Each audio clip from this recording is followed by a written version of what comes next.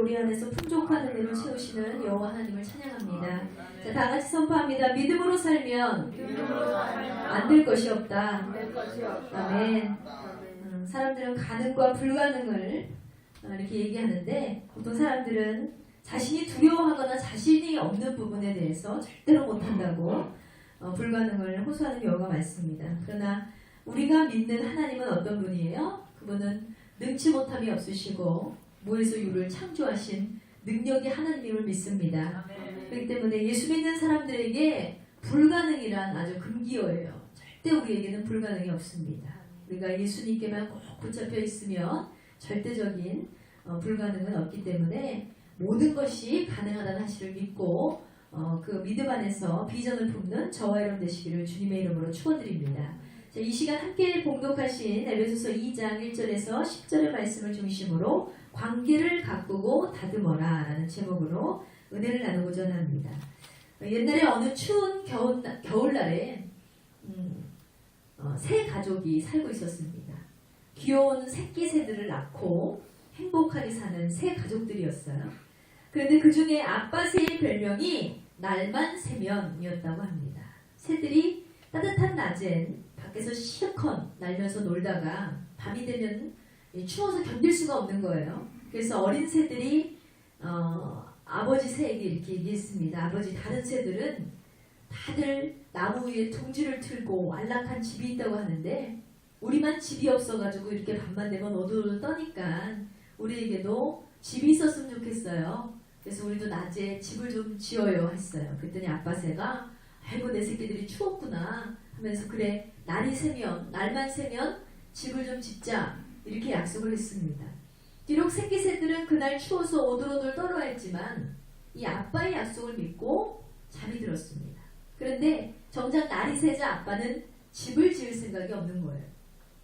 새들이 아빠 빨리 집을 지어야죠 그랬습니다. 그랬더니 알았다. 우선 재밌게 놀고 오후에 집을 짓자 이렇게 말했어요.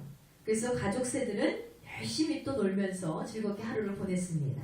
해가 떨어지고 이제 오후가 돼서 초조한 아들 새가 아버지에게 또 얘기했습니다. 아빠 이제 오후가 됐어요. 이제는 집을 지어야죠. 그랬더니 아빠가 하는 말이 괜찮다. 해질녘에 지어도 늦지는 않아 했어요.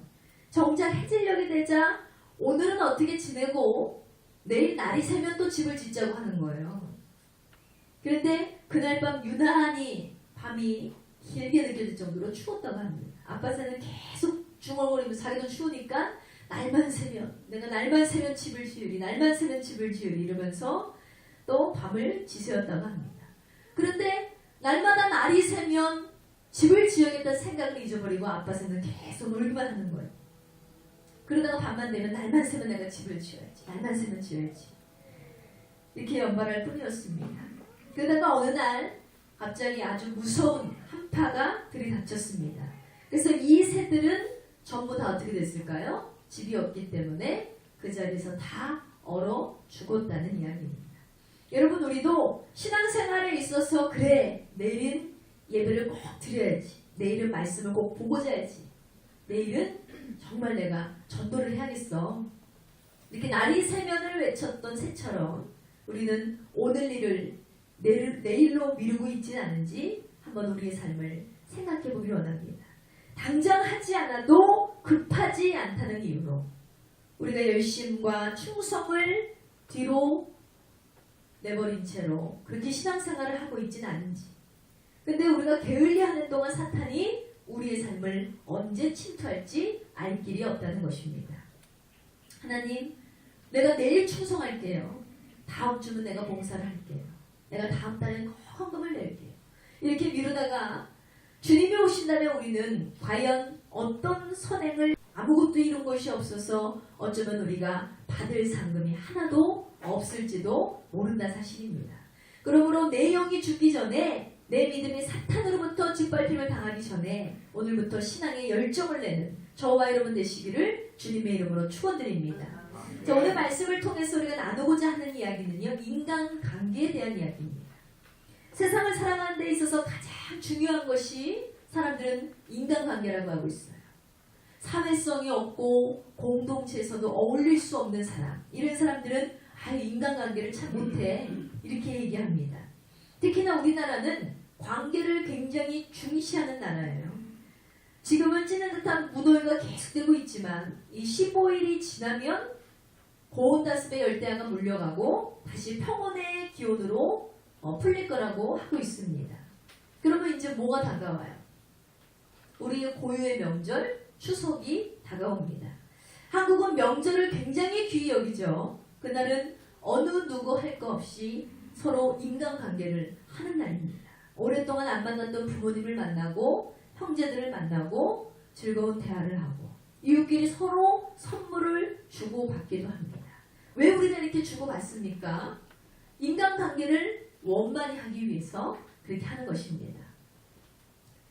받아서 맛이 아니라 또 먹어서 맛이 아니라 주면서 우리의 마음을 표현하고 받으면서 우리는 사랑을 느끼기 때문에 이렇게 이 범절을 지키고 사는 것입니다. 그런데 사람과의 관계를 잘 이루지 못하면 어떻게 됩니까? 우리가 굉장히 불편해진다는 거예요. 이렇게 하면 어떻게 하면 우리가 좋은 인간관계를 특별히 또 성경 안에서 이루며 살아갈 수 있을까? 오늘 말씀을 통해서 잘 상고해 보기를 원합니다. 첫 번째로 깨닫고자 하는 메시지는 이해하라입니다. 다 같이 선포합니다. 이해하라. 아멘. 먼저 많은 사람들의 부딪힘의 근본 원인은요, 서로 이해를 하지 못한다는 데 있습니다. 제가 오늘 말씀을 처음 시작한 때 여러분에게 뭐라고 선포했습니까? 믿음으로 살면 안 될 것이 없다라고 했습니다. 우리 힘으로 정작 이 감정이라는 것은 잘 제어가 되지 않아요. 화가 나는 감정도 제어가 되지 않고 슬픈 감정도 내 스스로 다스리기가 굉장히 어렵습니다. 그런데 가장 중요한 것은 뭐냐면 다른 사람과의 관계도 내 스스로가 잘 해나간다는 것이 무엇인지 어려울 때가 참 많다는 거예요. 왜 우리는 다른 사람하고 부딪힐까요? 바로 이해가 부족하기 때문입니다. 그런데 믿음으로 살면 어떻게 될까요? 믿음으로 살면 안 되는 것도 되게 될 줄 믿습니다. 저는 저 사람이 잘 이해가 되지 않아요. 다툼과 분열이 있는 곳에서는 항상 이런 말이 나옵니다. 서운함이 있고 아쉬움이 있고 미움이 있고 분노가 있고 늘 우리는 이해하지 못하는 데 있습니다. 이해되지 않는 관계가 깊어지면 그 관계가 깨어지거나 완전히 분리되어서 어떻게 돼요? 원수가 되기도 한다는 것입니다. 그래서 로마서 12장 15절로 16절에 보면 인간관계에 대해서 이렇게 권면하고 있습니다. 즐거워하는 자들과 함께 즐거워하고 우는 자들과 함께 울라. 서로 마음을 같이 하며 높은 데 마음을 두지 말고 도리어 낮은 데 처하여 스스로 지혜 있는 채 하지 말라 했습니다. 말 그대로 괴로울 때나 즐거울 때나 슬플 때나 아플 때나 기쁠 때나 무슨 일을 만났을 때라도 상대방과 함께 같은 감정을 가져주라는 것입니다. 이것이 바로 이해를 통한 인간관계라는 거예요. 우리 주변에도 유난히 남의 얘기를 잘 들어주는 사람들이 있어요. 그리고 남을 잘 이해해주는 사람들이 있습니다. 그런 사람들은 주변에 사람이 많아요. 다른 사람의 이야기를 잘 들어주기 때문에 무슨 일을 만나든지 꼭 사람들이 그 사람을 찾아요. 왜냐면 저 사람이라면 나를 이해해주겠지, 저 사람이라면 내 감정을 알아주겠지 라는 생각 때문에 그렇습니다. 근데 반면에 무슨 말을 하기만 하면 지적하고 명령하고 조언하고 판단하는 사람들이 있어요. 이런 사람들은 다시는 만나고 싶지 않은 사람이 됩니다. 제 주변에도 굉장히 다양한 친구들이 있습니다. 그런데 꼭 찾게 되는 친구는 정해져 있더라는 거예요. 어떤 친구는 제가 무슨 이야기를 하면 어떤 고민을 털어놔도 무슨 문제나 해결의 방법을 자기가 주기 위해서 어떻게든 저를 조언하고 어떻게든 저에게 명령하려는 친구가 있어요. 그런데 저는 그 친구에게 문제를 해결해달라고 그 말을 하는 것이 아니라 내 마음을 좀 알아달라고, 내가 이런 상황을 겪었다고 좀 내가 신사한탄을 하는 것뿐이었어요. 그런데 반드시 그거를 통해서 네가 이렇게 해야지, 저렇게 해야지, 이렇게 해야 된다 하면서 명령하는 친구들을 보면 다시는 얘기를 하고 싶지 않다는 거죠. 그냥 나를 이해만 해주면 되는데, 이것 또한 상대방의 감정을 잘 헤아리지 못해서 인간관계를 잘 하지 못하는 것입니다. 다시 저는 생각하죠. 다시는 저 친구를 만나면 그런 얘기 하지 말아야겠다. 불쾌해지니까. 인간관계의 가장 큰 밑거름은 또한 경청에 있습니다. 잘 들어주는 거. 예수님께서는 육신의 사역을 하시는 동안 많은 소외된 자들의 이야기를 들어주셨음을 볼 수 있습니다. 그들의 삶을 이해하셨고 인정하셨고, 그렇기 때문에 세리된 자도 주님의 제자로 받으시고, 가난하고 병든 자도 내치지 않으시고 그들의 손을 붙잡아 주시고, 그분은 모든 사람을 이해하고 인정하고 사랑해 주셨음을 여러분 기억하시기 바랍니다. 아멘. 그분이 곧 하나님이시잖아요. 예수님께서 그들에게 생명을 주셨던 이유도 생명을 주실 수 있는 성품 중에 하나가 바로 모든 사람을 이해하고 품으셨다는 데 있습니다. 우리는요, 어느 누구도 내가 변화시킬 수가 없어요. 모든 문제로 시작된 모든 형편 우리가 다 헤아릴 수는 없지만 그 사람들 다 도울 수도 없고 변화시킬 수도 없고 바꿀 수도 없습니다.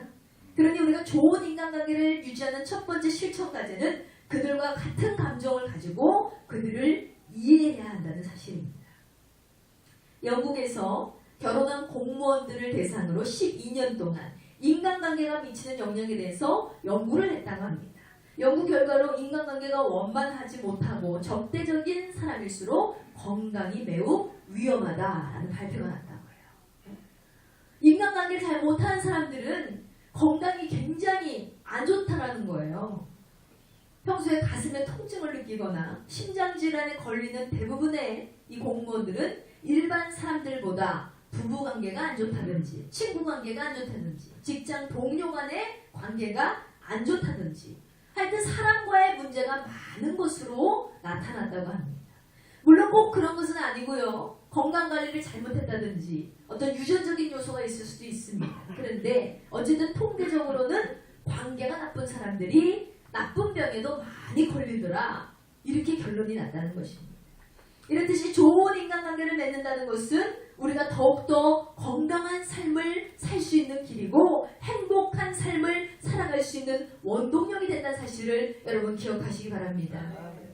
두 번째로 우리가 깨닫고자 하는 메시지는 뭐냐면 경청하라입니다. 다 같이 선포합니다. 경청하라. 경청은 뭐예요? 여러분 잘 듣는 것입니다. 아나운서 출신의 방송인 이수경 씨라는 분이 계십니다. 이분이 대화를 잘하는 요령을 소개하는 책을 낸 적이 있어요. 이 책의 제목은 맛있는 대화법입니다. 이수경 씨는 방송인이니까 평상시에 말을 많이 하잖아요. 말을 많이 하는 직업을 가지고 있습니다. 그런데 이 사람이 즐거운 대화법이다, 맛있는 대화법이다 하면 말을 잘하는 법을 가르쳐줬는데, 말을 잘하는 가장 큰 밑바탕은 바로 무엇보다도 잘 듣는 것이다 그랬어요. 잘 듣는 것이 최고의 대화법이라고 그랬어요. 또한 말을 잘하는 비결에 대해서 그녀는 1, 2, 3 법칙에 대해서 얘기했습니다. 하나를 얘기했으면 둘은 듣고 셋은 맞장구를 치라는 거예요. 이게 뭐냐면 말은 한 번만 하래요. 말은 적게 하시고 좋습니다. 그리고 두 번은 듣고 세 번은 아 그래요? 그렇습니까? 그렇군요 하면서 맞장구를 치라는 것입니다. 상대가 말을 했을 때 맞장구를 쳐준다는 것은요, 상대방의 말에 귀를 기울이고 있다는 것을 드러내기 때문에 이 맞장구를 통해서 상대방은 안정감을 느끼게 되고 이해를 받는다는 느낌을 듣고 또 인정을 받는다는 느낌을 받기 때문에 서로의 관계가 굉장히 좋아진다는 것입니다. 여러분, 그러나 남의 말을 들어주기가 참 힘들어요. 특별히 우리나라는 주입식 교육이 많아요. 그냥 선생 서서 혼자 그냥 가르치는 일방적인 교육이 많다 보니까 가정 내에서도 부모가 자식을 일방적으로 가르치고 지적하는 교육이 많다 보니까 우리나라 사람들 듣는 것을 굉장히 꺼려하고 불편해하고 누구나 할 거 없이 가르치는 것만 하려는 경향이 있습니다. 그런데 중요한 것은 들어야 된다는 거예요. 먼저 들어야 된다. 더군다나 상대방이 관심도 없고 이해도 안 되고 그런 말들을 계속해서 많이 늘어놓는 사람이 있다고 해보세요. 그러니 듣는 사람이 어때요? 굉장히 지루해지는 거예요. 막 주변을 쳐다보고 핸드폰을 보고 하품을 하고 심각하게는 자는 사람도 봤습니다. 이렇게 되면 나를 믿고 신세 한탄하고 있는 사람의 입장에서는 어때요? 수치심을 느끼고 무시당한다는 느낌이 나고 화가 나는 거예요. 뭔가를 저 사람한테 부탁하려고 얘기를 했는데 저 사람은 막 딴짓을 하고 있어요. 그 결과 서로 대화가 안 돼요. 소통이 안 됩니다. 그러면 어떻게 될까요? 관계가 제대로 될 수가 없다는 것입니다. 그러면 어떻게 하느냐? 맞장구를 쳐줘야 되는 거예요. 말하면 누군가가 말하면 그렇군요. 그랬군요. 참 좋으네요. 얼마나 괴로우셨습니까? 얼마나 힘드셨습니까? 아이고 수고하셨네. 여러분 맞장구를 쳐야 돼요. 별로 그런 마음이 들지 않더라도 우리가 맞장구를 쳐야 됩니다. 그러면 이 맞장구를 통해서 대화는 더욱더 깊은 유대와 공감의 분위기를 형성한다는 것입니다. 우리가 이렇게 좋은 인간관계를 하기 위해서는 내 주장만 앞세우는 것이 아니라 상대의 말에 진심으로 귀 기울여서 늘 바른 인간관계를 하시는 저와 여러분 되시기를 주의 이름으로 축원드립니다. 여러분 신앙에도 경청이 있습니다. 이렇게 예배 시간에 우리가 딴짓하지 않고 설교 말씀에 집중한다는 것, 이것도 경청이에요. 우리가 아멘으로 화답한다는 것, 이것도 경청의 자세입니다. 공감하는 거예요. 그렇습니다. 저는 주님의 말씀을 믿습니다. 지금의 고백을 저는 믿음으로 신합니다. 이 뜻이지 않습니까? 그러니까 하나님께서는 우리가 어떠한 경청의 자세를 갖기를 원하시냐? 하나님 말씀에 귀 기울이는 삶을 살아가기를 원하신다는 것입니다. 하나님 말씀하시옵소서. 주님의 뜻이라면, 주님의 명령이라면, 주님께서 말씀하시면 내가 그 뜻대로 순종하기를 원합니다. 바로 경청의 자세를 갖고 있는 자녀들을 하나님은 기뻐하신다는 것입니다. 여러분 잠언 10장 19절에 보면 말이 많으면 허물을 면하기 어려우나 그 입술을 제어하는 자는 지혜가 있느니라 했습니다. 입술을 제어하는 자가 지혜가 있다 했어요. 보통은 사람들이 듣는 귀가 열려있지 않고 말하는 입만 열려있는 경우가 많아요. 그런데 이런 사람들은 직접적으로 또 지적하는 말씀이 바로 이 말씀이에요. 이런 사람들을 향해서. 말이 많으면 허물을 면하기 어렵다. 또 말을 많이 하다 보면은 잘못된 실수의 말을 할 수도 있고 틀리게 될 수도 있고 헛소리를 하게 될 수도 있다. 그러니까 자기의 입을 제어하는 자가 지혜롭다 했어요. 한마디로 뭐예요? 말을 아끼라는 말씀입니다. 상대가 말을 하고 있는데 절대 안 듣고 또 내 말만 하는 사람이 있어요. 그럼 그 대화는 어떻게 돼요? 싸움으로 번지고 마는 것입니다. 상대와 대화를 하되 우리가 어떻게 해요? 판단하지 말고 질문하지 말고 평가하지 말고 조언하려고도 하지 말고 상대방의 입장과 느낌을 동정하면서 결론은 어떻게 내려야 될까요? 결론은 하나님의 말씀으로 내려야 될 줄 믿습니다. 내가 결론을 내려봤자 아무 소용없어요. 우리의 지혜는, 우리의 지식은 한계가 있습니다. 인간의 지혜는 아주 얕다는 거예요. 하나님의 지혜와는 비교할 수가 없어요. 그러니 내가 이것이 맞다고 주장하고 내가 이것이 선하다고 주장한들 하나님 보시기에 이것이 얼마나 우스운 일일까요? 그러니 우리는 뭐예요? 우리는 내가 결론을 내려고 하지 말고 바로 하나님의 뜻을 구해야 될 줄 믿습니다. 하나님, 지금 이 때에 이런 상황이 닥쳤습니다. 우리에게 이런 위기가 있습니다. 우리가 어떻게 살아가야 됩니까? 우리가 무슨 지혜로 살아가야 되고 어떤 선택을 해야 됩니까? 하나님의 뜻에 맞추는 결론을 내야 될 줄 믿습니다. 하나님의 말씀은 보다 놀랍고 지혜로워요. 여러분, 이 땅에 하나님의 말씀보다 더 지혜로운 게 있을까요? 하나님의 언약보다 더 고귀한 게 있을까요? 하나님의 말씀, 이 성경에 기록된 이 메시지보다 더 확실하게 우리의 길을 지도하는 책이 있을까요? 없다는 거예요. 왜냐하면 하나님께서는 우리를 창조하신 분입니다. 우리를 만드시고 지으시고 우리의 일거수일투족 관찰하시며 우리의 모든 것을 주관하시며 우리의 생사화복을 주관하신 하나님, 그분께서는 우리의 삶을 모르시는 것이었기 때문에 결론은 인간적 결론이 아니라 하나님의 뜻에 맞는 결론, 하나님의 말씀대로의 결론, 하나님의 인도하심의 결론을 내야 우리의 삶이 윤택해질 줄 믿습니다. 이렇듯이 우리 모두가 훌륭한 경청자가 되어서 상대의 마음도 사고 타인에게는 더 없는 위로를 주는 사람, 바로 감동을 줄 수 있는 사람, 또 또 하나님 앞에서는 주님의 음성 듣기를 힘쓰는 겸손한 마음이 바로 저와 여러분에게 쏟아져 내기를 주님의 이름으로 축원드립니다. 자, 세 번째로, 우리가 마지막 세 번째로 깨닫고자 하는 메시지는 사랑하라입니다. 다 같이 선포합니다. 사랑하라. 사랑하라. 아멘. 우리가 믿는 하나님은 여러분 어떤 분입니까? 하나님은 사랑이십니다. 우리가 이렇게 전하고 있습니다. 하나님은 사랑이십니다. 하나님은 당신을 극진히 사랑하십니다. 이렇게 전하고 있어요. 왜 하나님을 사랑의 대명사로 우리가 이야기하고 있습니까? 바로 독생자 예수 그리스도를 십자가에서 고난당하게 하시면서 그 아들의 생명의 값으로 인류의 구원을 이루신 분이 바로 하나님이십니다. 그 귀한, 죄 없으신 그 귀한 생명의 값으로 우리를 사신 분이 바로 하나님이세요. 그렇게 죽기까지 우리를 사랑하셨고, 낮아지기까지 우리를 사랑하셨고, 자신을 버리면서까지 우리를 사랑하신 분이 바로 하나님이시기 때문에 하나님은 사랑이시라는 겁니다. 죄인을 정죄치 않으시고 사랑하는 하나님, 모든 인류가 구원을 얻을까지 참고 견디고 인내하시며 우리를 기다리시는 분이 바로 여호와 하나님임을 믿습니다. 그러므로 진정한 사랑의 완성체는 여호와 하나님임을 여러분 기억하시기 바랍니다. 이런 유머가 있어요. 어느 집에 부인이 남편이 담배를 많이 피워요. 늘 집안에 담배 연기가 아주 가득했습니다. 그러니 부인이 제발 좀 담배 좀 피지 말라고 남편에게 부탁을 했어요. 그런데 남편이 들은 채 많자는 거예요.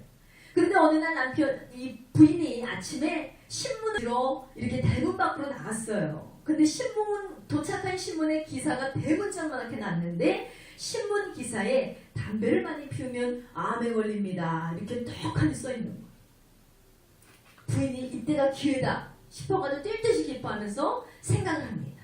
내 남편이 내 말은 절대로 안 듣지만 이 전문가가 나와서 병에 걸린다고 했으니 이걸 보면 끊겠지 했어요.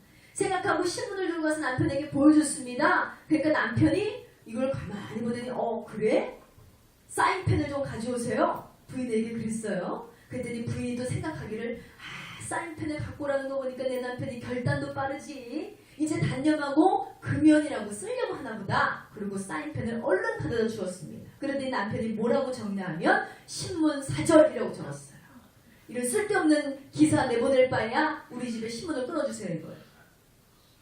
그래서 부인이 두 손 두 발을 다 들고 포기를 했다는 그런 이야기입니다.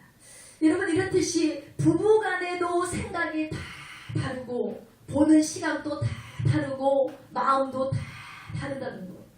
우리 인간은요 결론은 모두 다 다른 존재들입니다. 누구나 똑같은 사람들은 하나도 없다는 거예요. 그런데 우리가 이 다름을 어떻게 받아들이느냐? 사랑한다면 참을 수 있다는 것입니다.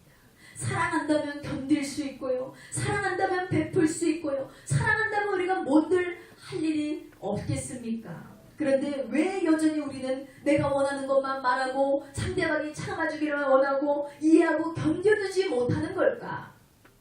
오늘 본문 에베소서 2장 3절에서 5절 말씀에 우리에게 말씀하고 있습니다. 전에는 우리도 다 그 가운데서 우리의 욕심, 육체의 욕심을 따라 지내며 육체와 마음이 원하는 것을 하여 다른 이들과 같이 본질상 진노의 자녀였더니 긍휼이 풍성하신 하나님이 우리를 사랑하신 그 크신 사랑으로 인하여 허물로 죽은 우리를 그리스도와 함께 살리셨고 너희는 은혜로 구원받은 것입니다. 그랬습니다. 아멘. 사랑하는 여러분, 우리 하나님께서는 긍휼이 풍성하신 하나님이십니다. 허물로 죽은 우리를 그리스도와 함께 살리셨다고 했어요. 그러므로 이 은혜를 받은 우리는 이제는 이 빚을 갚아야 되는 책임이 우리에게 있다는 것입니다. 그래서 하나님께 값없이 은혜를 받았어요. 하나님께 값없는 사랑을 받았습니다. 그러면 우리는 어떻게 해야 돼요? 우리도 내 이웃을 향하여, 내 가족을 향하여, 우리 성도들을 향하여, 우리 친지들을 향하여, 내 친구들을 향하여 이와 같은 값없는 사랑을 베풀어야 될 줄 믿습니다. 이거 한마디로 뭐예요? 배운 대로 실천하고 보고 듣고 본 바대로 행하는 것, 이것이 바로 믿음이라는 거예요. 그런데 왜 안 될까요? 여전히 육신의 욕심에 매여 있는 자들이라면 이것이 잘 안 된다는 거예요. 사랑하라는 거 안 됩니다. 이해하라는 거 안 됩니다. 공경하라는 거 안 되고요. 듣고 경청하는 것도 안 돼요. 될 리가 없죠. 그러므로 주님께 가까이 나아가는 것이 우리가 바른 인간관계를 맺으며 사는 길이다. 여러분 분명히 기억하시기 바랍니다. 속히 육신에 매인 욕심을 채워야지 우리가 하나님의 뜻대로 살 수 있다는 거예요. 내 안에 막 욕심이 가득하고 내 안에 탐심이 가득하고 내 안에 음란이 가득하고 내 안에 죄악이 가득하면 그 사람은 하나님이 통해서 역사할 수 있겠습니까? 하나님의 뜻대로 살아갈 수 있겠습니까? 살아갈 수 없다는 거예요. 누가복음 10장 27절에서 28절에 내 마음을 다하여 목숨을 다하여 힘을 다하여 뜻을 다하여 주 너의 하나님을 사랑하고 또한 내 이웃을 내 자신과 같이 사랑하라 했습니다. 예수께서 이르시되 내 대답이 옳도다 이를 행하라 그리하면 살리라 했습니다. 할렐루야. 이를 행하는 자에게 사는 역사가 일어난다는 거예요. 생명의 역사가 일어난다는 거예요. 하나님 뜻대로 사는 사람. 받은 말씀대로 그대로 실천하는 저와 여러분 되시기를 주의 축원드립니다. 여러분 부메랑 아시죠? 부메랑. 처음에 이것이 발견된 것은 아프리카랍니다. 아프리카 인디언들이 부메랑을 처음에 개발했어요. 굉장히 똑똑하죠. 얘네들이 이제 먹고 살려면 사냥을 해야 돼요. 그런데 하늘에 나는 새들이 많은데 저걸 좀 구워 먹었으면 좋겠는데 새를 잡을 무기가 없었다는 거예요. 그러니까 얘네들이 머리를 써서 나무를 잘라서 나무를 깎아가지고 이렇게 부메랑을 만들었어요. 처음에는 이들도 실패를 해서 네모나게도 만들어보고 그냥 동그랗게도 만들어보고 여러 가지 모양으로 만들어봤는데 결국은 매번 이걸 깎아가지고 집어 던져가지고 새는 맞춰 떨어지는지 몰라도 그때마다 무기를 또 만들어야 돼요. 그러니까 이거는 뭐 새 하나 잡아먹으려면은 그 무기 하나 만드는 시간이 더 걸리는 거예요. 이 연구를 하다. 이 무기가 갔다가 다시 돌아오면 좀 좋겠다. 이런 생각을 한 거예요. 얘네들이 배운 적도 없는 근데 굉장히 하나님이 만든 사람은 지혜롭습니다. 그래가지고 얘네가 개발해서 만든 것이 부메랑이라고 해요. 이렇게 반달 모양으로 휘어져가지고. 그랬더니 얘네들이 이걸 딱 만들어가지고 이 하늘을 쫙 나는 새가 있으면 그거를 휙 하고 던져가지고 새를 맞춰요. 그러면 딱 공격을 당한 새는 그 자리에서 떨어지고 그 던졌던 무기인 부메랑은 어떻게 돼요? 다시 내 품에 돌아오더라는 거예요. 그러니까 또 받아가지고 또 다른 새를 맞추고 또 받아가지고 또 다른 새를 맞추니까 와 사냥의 기쁨이 넘쳐요. 아주 막 적극적으로 막 이 결과는 돌아오고 무기를 다시 만들 이유도 없고 굉장히 좋더라는 거예요. 바로 이런 원리가 우리의 삶에도 여러분 적용이 되고 있습니다. 우리가 심은 대로 거둔다, 뿌린 대로 거둔다 이런 말을 하잖아요. 물론 성경에도 나와 있는 말이지만 일반 믿지 않는 세상 사람들도 즐겨하는 말입니다. 이것이 마치 부메랑과 같다는 것입니다. 내가 무슨 일을 하고 난 다음에 그것이 내게 다시 돌아온다는 거. 다시 돌아온다. 바로 우리가 사는 세상, 우리가 인간관계 하는 모든 것들이 다 부메랑과 같이 돌아온다는 사실을 기억하시기 바랍니다. 자, 오늘 말씀의 결론을 맺겠습니다. 여러분 인생은 결코 혼자 살아갈 수가 없습니다. 하다못해 집이 없고 가족을 잃어버린 길거리 노숙자들도요. 함께 길을 배회하며 같이 길바닥, 이 지하철 길바닥에서 사는 동료 노숙자가 있어요. 그렇듯이 인생은 혼자일 수도 없고 또 혼자여서도 안 되고 어울리며 부딪히며 사는 것이 바로 인간관계라는 것입니다. 그런데 우리는 이렇게 가정에서, 학교에서, 직장에서, 군대에서, 외국에서, 교회 안에서 이렇게 많은 사람들을 만나고 부딪히며 살아가요. 그러다 보니까 그 안에 뭐가 있으면 희노애락이 있어요. 기분 좋은 것도 있고 나쁜 것도 있고 슬픈 것도 있고 아픈 것도 있고 괴로운 것이 있지만 또 행복한 것도 있더라는 것입니다. 그런데 이왕이면 하나님의 뜻대로 살다가 주님으로부터 큰 상급을 얻고 축복받고 살면 좋잖아요. 바로 어떠한 관계보다도 우리는 무슨 관계를 닮아야 돼요? 하나님과의 관계 잘 맺어야 될 줄 믿습니다. 하나님과의 관계를 잘 가꾸고 다루는 사람은 사람과의 관계도 좋게 될 줄 믿습니다. 아멘. 이왕이면 이 옆집에 사는 사람하고 잘 살면 좋잖아요. 아멘. 이왕이면 직장에 있는 좋은 사람들, 아무리 못난 사람이라 할지라도 하나님이 붙여주신 사람이라면 관계를 잘 맺고 자면 좋잖아요. 아멘. 가족이든 직장이든 아멘. 성도들 간에 우리는 하나님의 끈으로 맺어주신, 하나님이 맺어주신 인연임을 기억하시고 아멘. 서로가 잘 형성하고 관계를, 무엇보다도 하나님과의 관계를 잘 맺음으로써 여러분 한 번 사는 인생 사랑하며 살게 되는 저와 여러분 되시기를 주님의 이름으로 아멘. 축원드립니다.